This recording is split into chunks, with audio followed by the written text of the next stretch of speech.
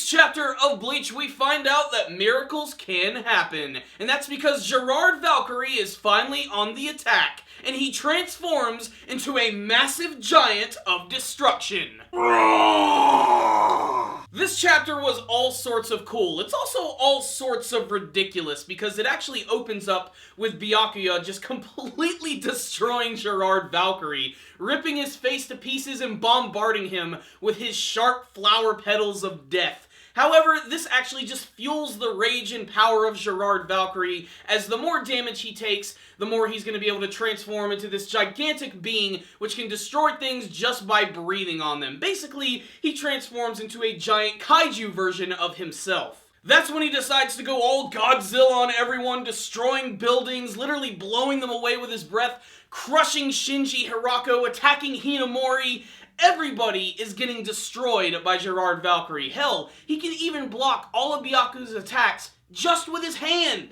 The chapter comes to an end with all of the Shinigami's bodies just strewn across the battlefield. Everything is destroyed, and Gerard Valkyrie stands covered in shadow, thinking that he is victorious. But let's all face it, he's going to be defeated eventually. How that's going to go down and who's going to do it, though, is the biggest mystery right now. So what's the rundown on this week's chapter of Bleach? This was a very exciting one, although I have to say, I was expecting a little bit more from Gerard Valkyrie. I wanted his powers to be just a little more unique, because we've seen giant characters in the show, and if anything, the series has proven that it doesn't really matter how big you are. Even if you're a giant, you're still gonna get your ass handed to you. So, I really don't know how powerful Gerard Valkyrie is, but basically, he's nearly the same size as like Yami was during the Arrancar arc, although Yami in many ways was much larger just because his overall size and body was ridiculous. Then of course you have Komamura, who can use his Bankai, which transforms into a giant beast. So this is really nothing new to the series. They're going to have to add another unique element to make me care a little bit more. That being said, I still think Gerard Valkyrie is awesome, and we get to see a different side of him in this chapter, and that's mostly because all of his armor is gone, in particular his classic helmet, and we get to see that he has these weird markings all over his face, but nothing too crazy. And really the whole chapter is just him transforming into a giant and just knocking the shit out of everything like an angry kid playing with his Lego set.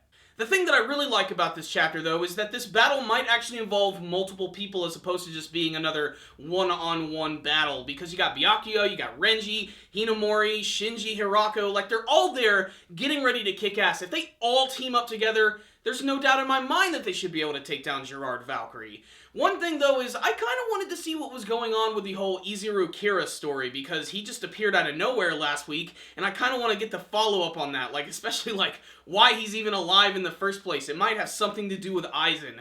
That being said, I've been waiting for Gerard Valkyrie to finally go on the attack and reveal his powers, and they're pretty cool, but I just want to see where this story is going. I know there's going to be a few more twists and turns.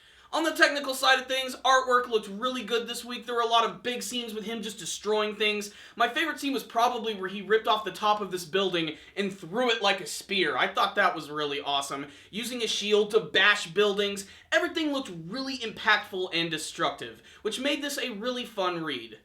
And so this was a very fun but simple chapter. A chapter that literally seems like I read it in like 2 seconds. Like barely anything happened this week. But there was a lot of cool destruction, and it was just a pretty exciting chapter. Not perfect by any stretch of the means, but still a pretty great read for Bleach fans. So I'm going to give this one right here a 4 out of 5. Check it out, Bleach fans. You might see something you like. Thank you guys for watching this review. Make sure to like it, share it with your friends, and subscribe to the channel. You guys are probably wondering, Corey, where the hell are you? I'm actually in my green screen room right now, and that's because I'm working on another project, which I don't want to talk about quite yet, but I just decided I wanted to keep the momentum going and do all my records in here this week. We're going to go back to the normal room next week. Just wanted to guys let you know why the hell is Corey like standing in front of this green screen. So there it is. Make sure to subscribe to the channel. Tell me your thoughts about this week's chapter of Bleach. And thank you guys again for watching. And as always, stay dandy, baby.